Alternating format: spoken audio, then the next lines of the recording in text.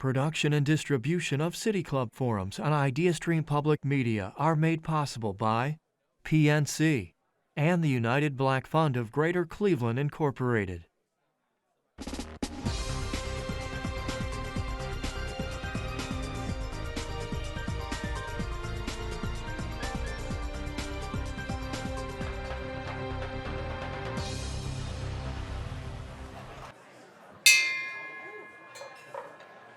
Good afternoon, and welcome to the City Club of Cleveland, where we are devoted to conversations of consequence that help democracy thrive. It's Friday, June 23rd, and I'm Dr. Austin Ratner. And as my cousin Jeremy has pointed out, I'm always Austin Ratner, every other day as well. I'm pleased to be here to introduce today's forum in partnership with the George Gund Foundation and the Mount Sinai Health Foundation. Before I introduce our speaker, I just want to make a couple of quick personal notes, and the first is to do with City Club. I grew up in Cleveland, and I first heard of City Club in the late 1980s when I was on the high school debate team at Shaker Heights High School. We all knew on the debate team that the best Lincoln Douglas debaters in the city would face off every year at the hallowed City Club, as they still do. And I briefly fantasized that I would make it there myself. But debating made my shins hurt, and according to my mantra at the time of no pain, I quit the team.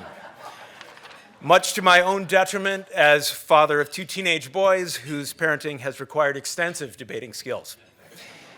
So I lost my original shot at City Club, but I'm back. Finally, this is my chance. I got to ring the gong. And I am here as a board member of Physicians for Human Rights, an organization that shared in the 1997 Nobel Peace Prize for helping to ban landmines internationally. And so the second personal note that I wanted to share has to do with why I believe PHR's work is so important. We're indeed living in times where basic values like health and truth are under threat. But I realized, as I was thinking about it the last few days, that my identification with Physicians for Human Rights and its work runs much deeper than just the times that we're in. It goes back to why I became a doctor in the first place, and that is because of a deep connection between medicine and justice. Cancer touched my life very early, as it's touched the lives of a great many people. And while you seldom hear this adjective in connection with cancer, it really fits. Cancer is unjust. Innocent people get sick, suffer, and die, and there's no rhyme or reason to who or when. But doctors have some answers to this intractable problem of the injustice of suffering in the world. PHR is an organization that applies medical values at scale, documenting obstacles to the delivery of health care and defending the human right to it. Their work is critical to realizing the ideals of a more rational and just world. I left medicine and am now a writer and editor, and my involvement with PHR is in many ways how I feel I can still be a doctor and fight the injustice of illness. And the great thing about this organization is that you can be involved with it and you can be an honorary doctor too. And some of you are already involved. We have some really important supporters here in the audience, and I hope that many of you who are not already supporters will consider becoming one.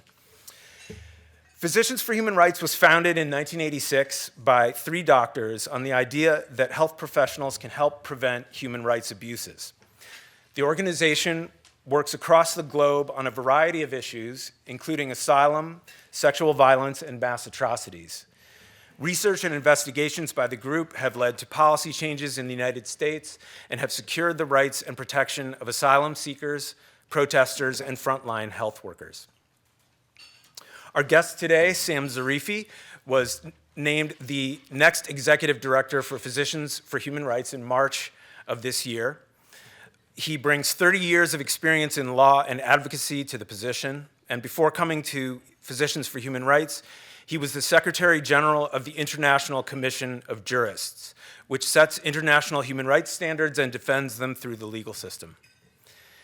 Today, we'll hear more about how Sam will lead Physicians for Human Rights during a pivotal time as the organization tackles human rights violations in Ukraine, women's health care in a post-Dobbs country, and more. Moderating this conversation today is Daniel Cohn, Executive Vice President and Chief Strategy Officer of the Mount Sinai Health Foundation. If you have a question for our speaker, you can text it to 330-541-5794. That's 330-541-5794. You can also tweet your question at the City Club, and City Club staff will try to work it into the second half of the program. Members and friends of the City Club of Cleveland, please join me in welcoming Sam Zarifi and Dan Cohn. Dan.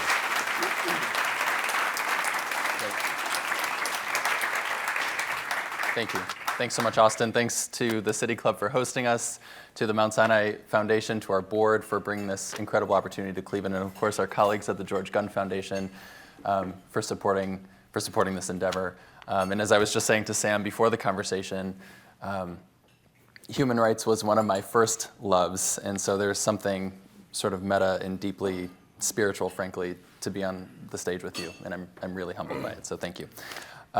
I actually first want to start off, at risk of sounding incredibly trite, with the question of what are human rights? I mean, it sounds good, people kind of throw it out there, but do people in this room really know what human rights are? I'm not sure. I didn't know. I had to give myself a little bit of a brush up. So can you just describe what human rights are? Sure. Thanks, Dan. Thanks, Austin. Thanks, Gunn Foundation, the Mount Sinai Foundation. Thanks to the City Club. It's not my first time in Cleveland. And I'm told that since I'm clearly not going to be invited to the Rock and Roll Hall of Fame, that this is the best thing that I can do in Cleveland, short of that. Fingers are still crossed for the rock and rolls, but I am the executive director of Physicians for Human Rights, but I'm on the human rights part of it, not the physicians part, as Austin said. I'm a lawyer. I started as a corporate lawyer in the U.S. I'm so sorry that happened to you. Defending large oil companies, making sure that their rights are protected. And then I paid off my law school loans, and to my parents' immense chagrin, I decided to take on a career in human rights. I'm an immigrant. I was born and raised in Iran, so issues of human rights were quite tangible to me when I moved. But what are human rights? That's a really good question. This is the 75th anniversary, actually, of the Universal Declaration of Human Rights, and the Declaration of Human Rights itself says that it was created clearly in response to the horrors of the first half of the 20th century, not just World War II, which was horrific, but World War I, the arms race, the Armenian genocide, the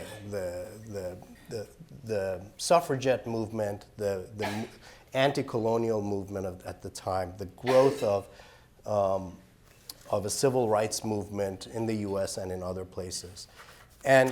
And that document sets forth really basic universal standards, which were revolutionary at the time and remain, I think, deeply revolutionary. And I'm going to talk about revolutions because revolutions affected my life quite a bit, and I've spent quite a bit of my time working on revolutions. But the basic notion is that all humans are created equal. They have equal rights. They are entitled not to be discriminated against. They are entitled to a certain number of basic rights, the right to life, among them, crucially, the rights to a dignified life. It's not just that they are alive, but that we assume that simply by being human, that there is a basic standard of dignity that you are entitled to. This was revolutionary at the time. Obviously, it reflects deep historical occurrence. Obviously, it reflects Eleanor Roosevelt and the American experience. But as I said, it reflected a lot of other things. And there were a lot of streams from other parts of the world that fed into it. And I say it's revolutionary because before that, and for the entirety of human civilization, that notion was not self-evident, that all people are equal, that they should not be discriminated against. That crucially, if their rights are violated, they have a right to justice and to demand accountability. This is actually an astonishing thing for people around the world to acknowledge. And my work, most of my work has been outside the United States, but there's a reason why I'm here in Cleveland. One of the most astonishing things, one of the greatest successes of this paradigm of human rights for me is to engage with communities, with people who really have very little engagement with the wider world. And when something bad happens to them, they will say, I have a right to justice. I have a right to my land. I have a right not to be tortured. And that is a revolutionary development in human society, I think. Just this basic notion. Now, the truth is people will say, oh, you know, nobody respects human rights. They're violated all over the world. What's the point of it? Mm-hmm. It's only been 75 years. We're working against 10,000 years of human civilization. And I would say that in those lands 75 in a particular years, way in this room. Just right. And I would say that, so we've moved a lot. The world has improved in some significant ways because of this human rights paradigm. And we are at a moment where the impact of that paradigm is in question. I guess it's always been in question. This is a line I've used, but it really is true. I can say, based on my experience and based on ideology, that in the last 75 years, the arc of human history has bent toward justice. But that is not an inevitable bend at all. It is a bend that requires real struggle. You have to fight for it. And we are at another inflection point right now, I think. And we are at a moment where I think there is huge potential for supporting human rights and for pushing the world toward a place where human dignity is accepted and it's within our reach. But we're facing tremendous challenges. We're facing tremendous challenges that, in part, specifically want to undermine this paradigm, this notion that humans are equal, that should not be discriminated against, and that part of human society, and to go back maybe to what we've heard so much about the City Club today, among the human rights are this notion that there is a right to freedom of expression, there is a right to freedom of association, and the foundational belief in that is that through discussion, open discussion, through association, that in the marketplace of ideas, the truth will emerge. And that truth is fact-based, and that truth is something that if we, the same way it works in a game show, we know that even in a game show audience, when you reach out to the audience, the chances for getting the right answer are much higher than not. Incidentally, I just saw research that that's even true when the audience is drunk. So even drunk audiences are better than not. But this notion that discussion and free expression, sure. As we heard, are the foundations of democracy, is embedded into the global human rights framework. But that depends on the notion that there is truth, that we will make decisions based on facts. And that's what Physicians for Human Rights is all about, is looking at facts, trying to document things, trying to achieve and arrive at policies based on evidence, and that evidence-based policy will be better than not. I want to get to the work of PHR in just a moment and actually circle back to the issue of facts and truth and how suddenly those have become partisan issues. But before I get there, I want to stay at the ethereal level, if you'll forgive me, just for one more question, which is, you mentioned the word accountability. You mentioned Eleanor Roosevelt. Certainly, the United States has played a leading role in the notion of human rights in many ways, and just like any other organization, any other person, human rights as an idea is fraught with contradiction.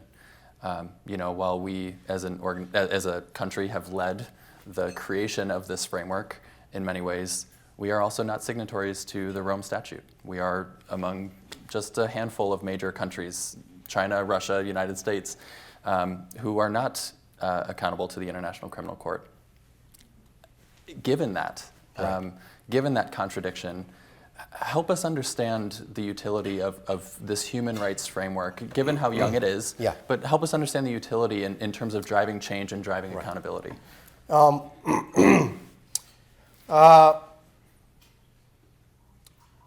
Look, at the same time as the Universal Declaration of Human Rights, we had the Nuremberg trials and then the Tokyo trials. Now, these were again, astonishing events. The idea that instead of just shooting the Nazis, which is what Winston Churchill really wanted to do, was his preferred option, that we would put them on trial, that they would have defense, that there would be evidence, and that through that process we would find out what happened, and that there would be some justice. Now, this was a huge moment, again, in human history. But it happened, and then, because of the Cold War, because of a number of reasons, the notion of accountability for human rights violations kind of died down, actually. It was just too complicated. And then, of course, in the 90s, because of what happened in the Balkans, because of what happened in Rwanda, we saw because of the end of the Cold War, we saw the notion of accountability come up again. And amazingly, miraculously, out of that same discussion came the International Criminal Court. Again, this is mind-boggling. The idea that even a head of state can be held responsible for violating the rights of a person somewhere. This was crazy. I mean, this was when I was in law school. This would have been crazy talk. How can you even imagine it? But it did happen. And we saw the International Criminal Court. We saw the case against General Pinochet of Chile. Now, the criminal court is only itself about 25 years old. It's been really interesting in the way the world works. So we've gone from, it's impossible, they'll never put anyone on the dock because of this happening, because of violating human rights. And now people are like, well, Putin is still out there, so this whole thing is a joke. Forget about it. It's pointless. But there has been immense development in the notion of accountability. The International Criminal Court itself, and the fact that right now there is an arrest warrant for the head of Russia, for the head of a permanent member of the Security Council, for the head of one of the world's great superpowers.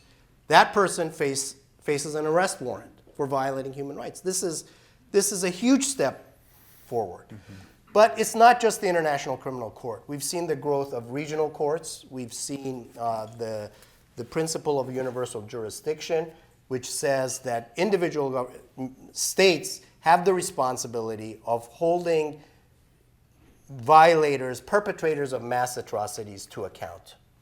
And we're starting to see people who've been held, now convicted, for instance, of genocide against Yazidi minority in Iraq, members of ISIS. We're starting to see for violations in Syria, in Yemen, across Africa. And this is a big part of what Physicians for Human Rights has done in the past. Gathering the evidence, documenting these events, presenting them to a court, and demanding accountability. So there is a sense, looking around the world, Putin is rampant, terrible things are happening. The sense of impunity is real, and the danger of impunity is real. But we're also at a place where there is greater demand for accountability than we've ever seen. Now, a crucial part of that is the United States.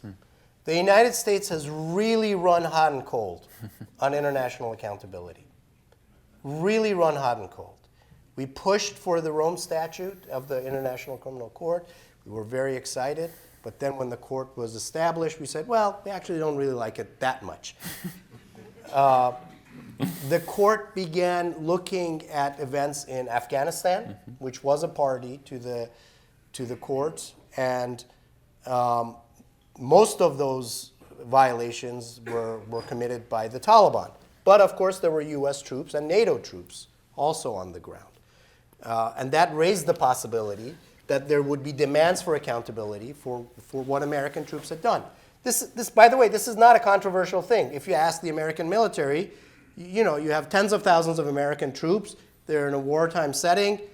Sometimes they will do bad things, and they will be held to justice under the military code of conduct, and that should be the end of it. The International Criminal Court cannot reach past the American justice system if the American justice system operates. But what happened is the United States says, well, we will not hold them to account because, actually, I don't know why, because we won't. But if the International Criminal Court dares to investigate them, the United States will send troops and rescue them from The Hague. By the way, that's true. And the United States government not only did that, but it went farther in the previous administration, and it sanctioned the prosecutor of the International Criminal Court. Fatou Bensouda herself, this woman who's just spent her entire life prosecuting human rights violators, was suddenly facing sanctions. Her bank account in the US was frozen. Why? Because she said, I need to look at potentially what the United States did in Afghanistan. Then, fast forward a little bit, Russia invades Ukraine, and the United States, well, this is outrageous. Where's the accountability? Who is holding Putin to account? And of course, it's the International Criminal Court. It's the International Criminal Court that's trying to hold Putin to account. Yeah. But the lack of leadership, the vacillation in US policy has been, I think, a grave harm to the movement for accountability. And I think to the United States itself. I think the world would have been a much better place if the United States had said back in 2000 that we are going to support the International Criminal Court.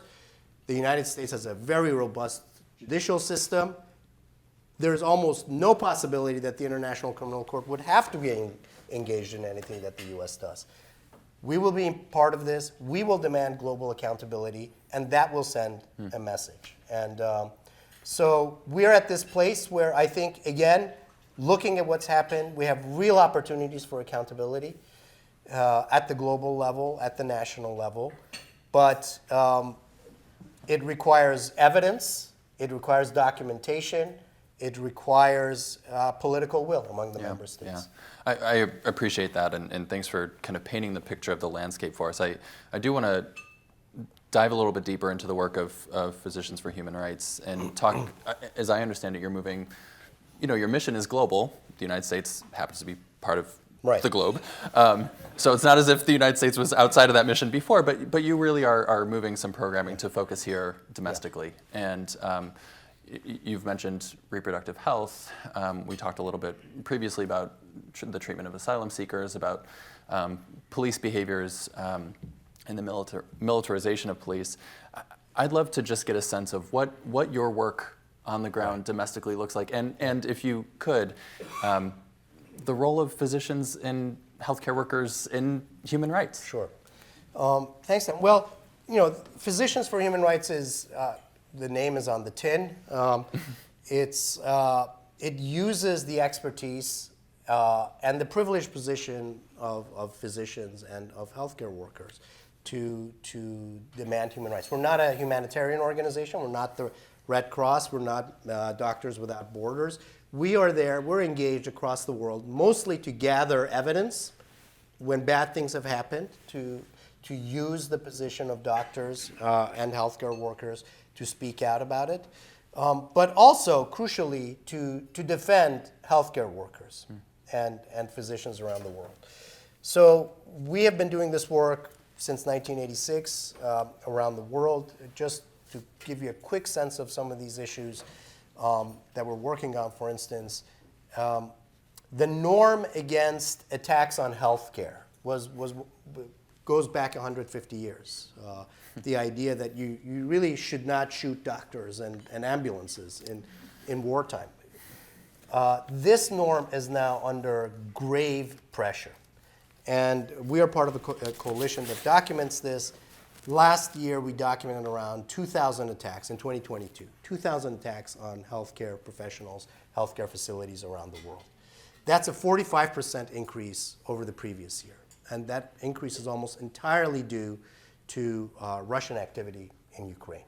The Russians, as we have documented, going back to Chechnya, going back to Syria, have developed a military strategy that involves attacking healthcare. That's because when you attack a hospital, a clinic, a pharmacy, you destroy the ability of that community to heal itself. You lower its resilience. We've been working on those issues quite a bit around the world, looking at sexual violence, looking at asylum seekers around the world. It is, to my distress, I admit, as an immigrant, as someone who mostly has worked outside, that over the last 10 or so years, going back farther than that, but especially in the last 10 or so years, we've seen a lot of the same problems now occurring in the United States. And that's heartbreaking for me. And to have groups, our colleagues, our partners that we work with around the United States come to us and say, we need you to use the same methodology to look at what's happening in the United States. PHR had worked on sexual violence and women's access to sexual and reproductive health around the world. And we had seen places where, for instance, bans on abortion or restrictions on access to sexual and reproductive health had gravely harmed the rights of women and girls. Syria, Yemen, Democratic Republic of the Congo. It's now exactly a year since the Dobbs decision. This is not an area that we had worked on significantly before. But after Dobbs, our partners, our colleagues, many of whom have been working for years on these issues, came to us and they said, we have to look at this in a different way. This is a human rights violation. This is no longer a partisan issue. This is not just a political issue.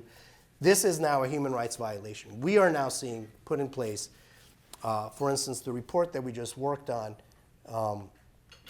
and my colleague, Michelle Heisler, by the way, just so you don't think it's just lawyers there, our medical director from University of Michigan is here. This research focused on what's happening in Oklahoma, which has 4 different bans on abortion, criminal and civil liabilities. And we looked at 34 out of the 37 hospitals in Oklahoma and the emergency facilities there. And we asked the question as patients, what do we do if we have a pregnant person who is facing medical emergency? And the vast majority of those hospitals could not give a proper answer. They could not give a proper answer to what they're going to do. And this is obviously terrible for the pregnant people. And it's also horrible for the doctors, for the healthcare workers, because they don't know what to do.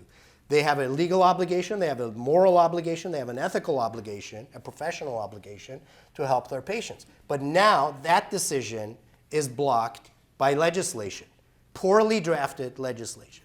And I want to be clear, on a nonpartisan level, regardless of your views on abortion or the right to life, or these laws are bad laws. They're just bad laws. These are laws that are harming people. They're harming innocent people for no reason. And the fact that now it is PHR that is in a position to have to document this and to challenge this in the United States, to me, is disappointing. But here we are, because the front lines of this battle, issues again on asylum, on militarization of police. We had worked on police attacking protesters. This is something that happened everywhere in the world. Police at some point stopped shooting. Yay, success. Started using rubber bullets, tear gas, water cannons, And these things, when misused, really can injure people and kill people. And unfortunately, again, we've seen over the last 10 or 15 years, increased militarization of American policing and the misuse of the same tactics. And so we have been asked to come and work in the United States, to work in Portland, to work in the Bronx. But a success, and in terms of the value of evidence, when George Floyd was killed, one of the things that came out was that American police in multiple jurisdictions were using the diagnosis of excited delirium to justify why the police had to use excessive force. The idea was that especially young African American men under the influence of drugs, of psychosis, were impervious to police commands, were impervious to typical use of police restrictive measures, and so they had to be treated with excessive force. Now, when we started looking at this, working with our colleagues, our experts, our huge network of healthcare professionals around the U.S., they looked at this excited delirium and they said, this is junk. This is no diagnosis. There is no scientific basis for this. Who said this? Who said this? When the police just put down excited delirium, on what basis are they putting this down? And the fact that this wasn't coming from the pesky lawyers at the ACLU or Amnesty International, this was doctors. Doctors were saying, we do not recognize your diagnosis. Your diagnosis is junk. And also the ability to therefore engage with the American College of Emergency Medicine and other appropriate healthcare associations really questioned that. And very successfully, they have now withdrawn that diagnosis. And that means that the police can no longer put that down. And that, to me, is the incredible power both of this particular group of people, physicians, healthcare workers, and the reliance on evidence. Even in the midst of a political, toxic environment, when you can bring real evidence to bear, when you can say that this is what the facts are, I still think we can win and we can demand accountability. And that's what PHR does. Thank you. So I appreciate that, and I'm looking at time. I know we want to save some time, I don't know where Cynthia is, some time for audience questions, but I have one last one, and it's thank you for the segue, because sometimes when I really think about this stuff, I either feel the deep desire to drink or eat a lot of ice cream or just sleep it off. And I don't want to do that today. So what gives you hope? How can people walk out of this room and feel like there is something to look forward to after this conversation? I think that example that I gave, it is still my firm belief that if you have the facts, if you are working within this human rights paradigm, that we can win. It's not at all inevitable. There are huge political issues, but that reliance on facts, the demand for evidence is crucial to me, and it's important. And Physicians for Human Rights, I'm immensely proud to say, can work on the ground with the mud and the blood and gather the evidence, and it can bring that evidence into the corridors of power.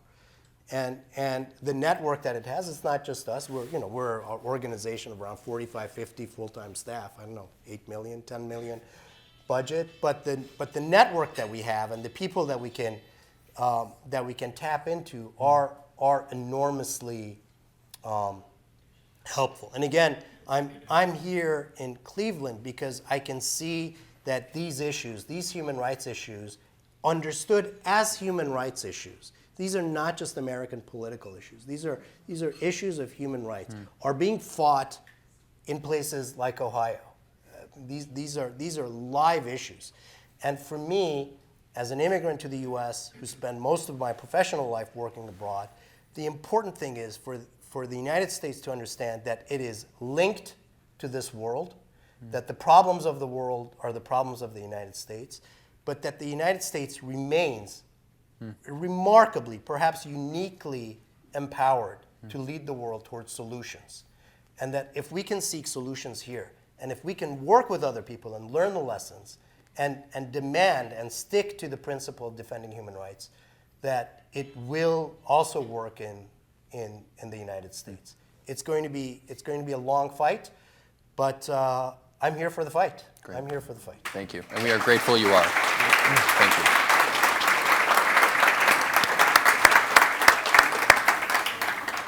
So much. We are about to begin the audience Q&A. I'm Cynthia Connolly, Director of Programming here at the City Club. We are joined by Sam Zarifi, Executive Director of Physicians for Human Rights, and moderating the conversation is Daniel Cohn, Executive Vice President and Chief Strategy Officer at the Mount Sinai Health Foundation. We welcome questions from everyone, City Club members, guests, students, and those joining via our live stream at cityclub.org or our live radio broadcast at 89.7 WKSU IdeaStream Public Media. If you'd like to tweet a question for our speaker, please tweet it at the City Club. You can also text it to 330-541-5794. That's 330-541-5794. And our City Club staff will try our best to work it into the program. May we have our first question, please? Okay. I'm wondering if you would comment on when doctors are part of the human rights problem. There's more and more laws that are being passed to allow the healthcare profession to choose who they're going to provide services to based upon their alleged moral beliefs. What do you think should be done by the profession, not necessarily relying on legislators, but by the profession itself to respond to those to that movement? Well, far be it from me as a lawyer to say anything about what doctors should do. Look, the healthcare professionals do have an ethical obligation, a universally recognized ethical obligation. The notion of providing the right to health for people everywhere is a core part of the mission, and I think that is something that the profession itself should take very, very seriously. We have, of course, seen around the world this notion of dual loyalty, where physicians, for instance, are involved even in carrying out acts of torture, right? Because they think they should, and that is a violation of human rights. It's a violation, I think, of their professional obligations. But to have that discussion is really, really important. One of the things that gives me hope is PHR has a network of working with medical students around the world. I think we have around 200 chapters just in the U.S.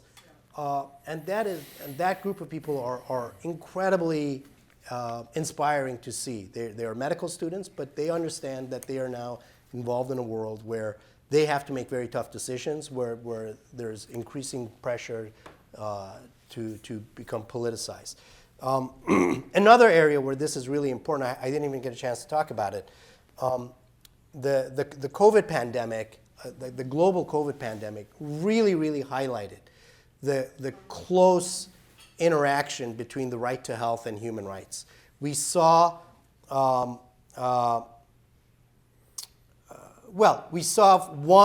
that the impact of the disease on people whose rights were marginalized was already massive. Women greatly suffered, the poor suffered, discriminated against populations suffered more than anyone else. We also saw COVID used as an excuse to restrict human rights in many ways that we had not seen before. And third, very disappointingly, we saw a massive failure, a global failure to respond to this global problem in terms of vaccine distribution, in terms of healthcare provision. We saw pharmaceutical companies that said, even though they'd made, 500% profit already, that they demanded to make even more profit. And this is something that PHR is involved with right now at the World Health Organization around the discussions around the pandemic treaty, around the international health regulation. And one of the perhaps positive outcomes of all of this is that the engagement between the healthcare community and the human rights community is now much more clearly understood. And this is the first, at least for me, as a lawyer, for instance, that I've been involved in the work of the World Health Organization. And again, this is something that I would look to the profession itself to take this matter very seriously, for doctors to understand what human rights are, what their obligations under human rights are, and to understand and grasp the incredible power and privilege that they have in protecting human rights.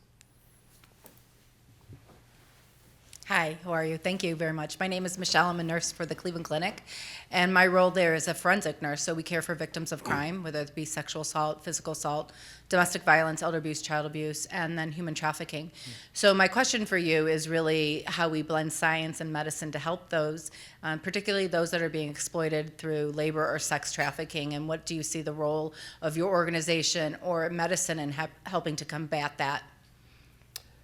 First of all, thank you. Again, we're called Physicians for Human Rights. We always struggle with this. Should we call it healthcare workers for human rights? Psychologists for human rights, nurses for human rights, because of course those are all important. Anyway, we're sticking with Physicians for Human Rights for now. Our PHR, which kind of sounds like KFC, but it's like, what is it? Slightly less delicious. Slightly less finger-licking good. But what you're doing is exactly at the heart of a large part of what Physicians for Human Rights does, which is actually just documenting violations. We are working in Iraq, in Kenya, in the Democratic Republic of Congo, with nurses, with clinicians, but also with police, with judges, with attorneys general, to make sure that evidence can be gathered, that it can be held safely, privately, and appropriately, and that it can be shared with an end user, with a court, ultimately, to provide some assistance. One of the major successes of Physicians for Human Rights is something called the Istanbul Protocol, which are basic protocol for how to document sexual violence. And this is something that we have been able to disseminate around the world. It is now the globally accepted standard. But you are a well-trained professional, but many survivors around the world don't have access to people like you. And so disseminating the Istanbul Protocol, moving into the new century, we've also come up with an app, Medicapt, which is astonishing, which allows clinicians to take documentation of sexual violence, and through the use of this app, don't ask me about how it all works, but somehow it is protected, it is properly categorized as evidence, and it is held privately and safely. And we're able to use that, in, like I said, in multiple places. In the Democratic Republic of Congo, where this problem is rife, we've seen real advances, because everybody does now have access to a smartphone, especially clinicians, and they are able to use even in situations where there isn't any internet, to gather this evidence and hold it and use it. And we've seen real advances. So this is something we work on around the world. The crucial part is what you're doing to gather that evidence, but then we also have to work with law enforcement and with judges to make sure that they understand how to use this evidence. And of course, it is true even in the United States that looking at sexual violence remains handicapped by tremendous gender discrimination, by discriminatory attitudes, and we still see that. And part of what we do is to build the capacity of law enforcement and to train the trainers that can work with law enforcement to make sure that the evidence that you gather is then appropriately used. My name is Graham Ball with the U.S. Committee for Refugees and Immigrants. I'm asking regarding Article 14 of the Universal Declaration of Human Rights, which grants the right of asylum to those seeking refuge. Yet at our southern border, during Title 42, COVID was used as an excuse to reject more than 1 million asylum applicants. Of those asylees who did make it across the border and came to Cleveland, 88% have been rejected by the immigration court in Cleveland and are deported to face persecution and violence. So my question is, what do you think about the precedent set by Title 42 as a public health exemption, and what can we as Clevelanders and as Americans do to better fulfill this obligation to asylees? Thanks very much and for your work. Title 42 was junk science, and we challenged it as such. We helped. We filed an amicus, working with lawyers to challenge it. I mean, it was just, like I said, it was just bad. It was just bad science. The deeper questions around the right to asylum and the right to seek refuge are, on the one hand, I have to say, to me, relatively simple. I've spent quite a bit of time in refugee camps around the world. The United States isn't even close to the top 10 in terms of countries that are taking in refugees. I mean, considering the wealth of the country, it's, you know, the moral panic that you see around this is so absurd. You just have to spend some time, I don't know, in Pakistan, in Lebanon, in Turkey, in Ethiopia, where you see just the vast scale of refugees. But the Refugee Convention, just to go back to it, maybe this is something important to point out. The Refugee Convention was drafted in response to the horrors of World War II.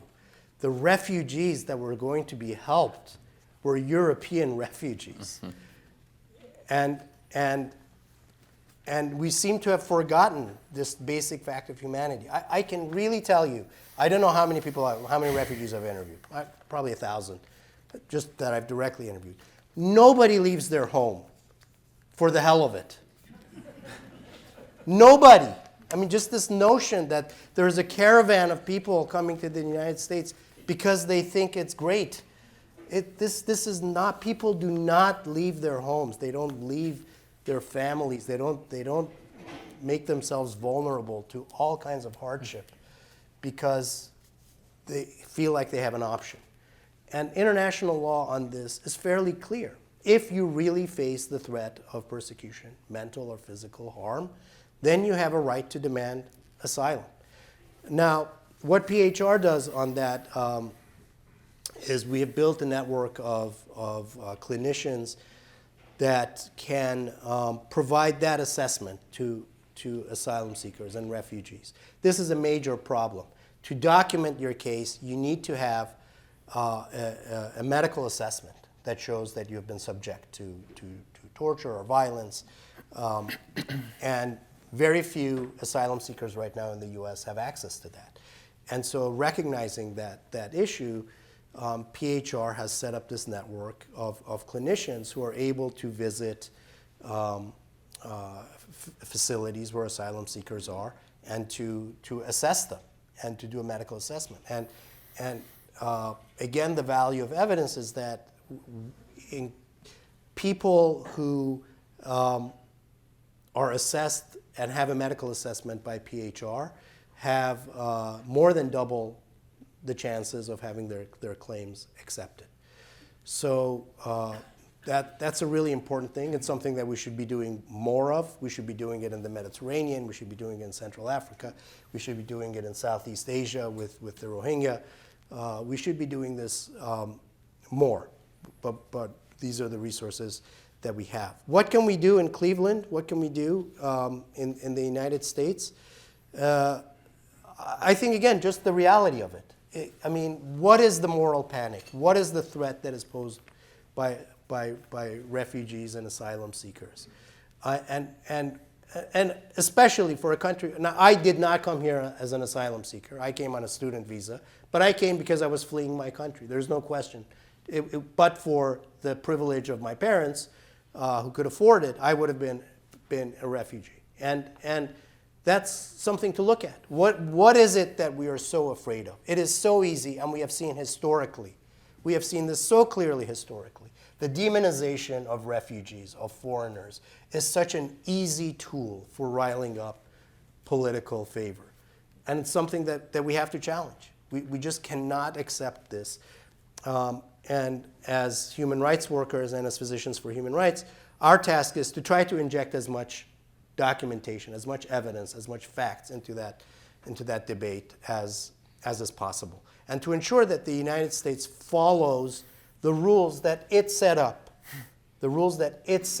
around the world, that we honor the notion that human beings have the right to live in dignity, and that when they are genuinely escaping horrors, that we should welcome them, and that it's better to do so than not. Thank you. Mr. Zarifi, thank you for coming to Cleveland today. My name is John Lykin, and I have the privilege this year of serving as the board chair of our Legal Aid Society here in Cleveland. And as I was listening to you speak, I was thinking about an event that we had last week where we celebrated our 20-year anniversary of our medical legal partnership here in Cleveland, where I have some colleagues from Legal Aid here with me today. We place legal aid lawyers, wonderful people, wonderful organization, thank you, and Legal Aid places legal aid lawyers in our hospital systems, and all of the hospital systems in Cleveland participate in this. But what we found when we started the program was that there was this kind of false barrier between the law and medicine, where initially the doctors and the hospitals felt like, we don't want lawyers here. Right. Lawyers sue hospitals, they sue doctors, and this is a kind of scrutiny that's unhelpful. But over time, the two professions realized this is not two different jobs, it's actually two different disciplines that kind of search for truth together. And it seems to me the work that you're doing around the world is dismantling that exact barrier. And I'm just curious whether you feel like that barrier is coming down, or whether it still exists around the world, people not understanding that law and medicine really do go hand in hand. Thank you for your work. I do think, I mentioned the case of COVID and the pandemic. It's the same thing. I've been in Geneva for years. It was the first time I walked into the World Health Organization, and they couldn't touch me with a 10-foot pole. It was like, what are you doing here? Messing up our pristine discussions. I do believe that those barriers are coming down, and they have to come down. And let me, if I can, well, it's not political, but let me sound a little ideological. The challenges to human rights, the jingoism, the anti-immigrant rhetoric that we see, oddly enough, is hugely coordinated around the world. There are vast international networks that peddle garbage, that translate videos and WhatsApp messages, that from the Philippines to India to the United States, that are peddling the same nonsense, that are going to Central Africa to put in place laws that have nothing to do with the culture of that place. So there is a vast international network that is, in fact, trying to dismantle the human rights paradigm. And it is therefore important for all of us in whatever professions, but law and medicine are particularly powerful, privileged professions. It is important for those communities to work together. And I would say not in a politicized way, but to say this is the law and these are the facts. And when you have the law and when you have the facts, you should win that argument. And this is precisely what PHR has been doing for the past 36 years. And I hope that we can do even more of it now in the U.S. because it's clear that we are facing a real challenge, a crisis in the United States that requires these networks coming together. Thank you.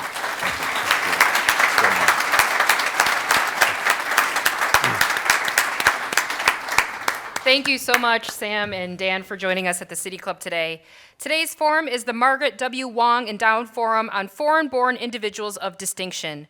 Months before her birth, Ms. Wang's Chinese parents fled the political repression and civil war caused by the communist takeover in China. Because of her personal experiences obtaining citizenship under U.S. immigration law, Ms. Wang recognized the need for guidance and opened her own law practice. Today, Margaret W. Wang and Associates LLC is a nationally and internationally renowned law firm lauded for its knowledge on immigration and nationality law. We are grateful for the support of City Club member Margaret Wang, who made this annual forum possible. Thank you.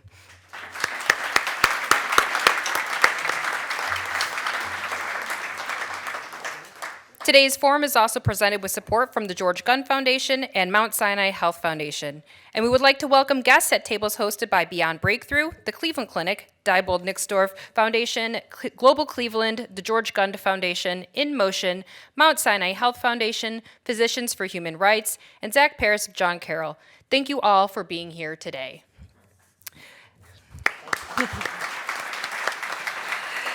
There is a lot coming up at the City Club, and next Wednesday, June 28th, we will be at Jacobs Pavilion for the 2023 State of the County with County Executive Chris Ronayne. General admission tickets are still available and can be purchased at Jacobs Pavilion's website. And next Friday, we will be off in observance of Independence Day, but will return on Friday, July 7th to hear from Pastor Michael McBride on efforts to reduce gun violence in our communities. You can learn more about these forums and others at cityclub.org, and that brings us to the end of today's forum. Thank you once again to Sam Zarifi and Daniel Kahn, and thank you members and friends of the City Club. I'm Cynthia Connolly, and this forum is now adjourned. For information on upcoming speakers or for podcasts of the City Club, go to cityclub.org.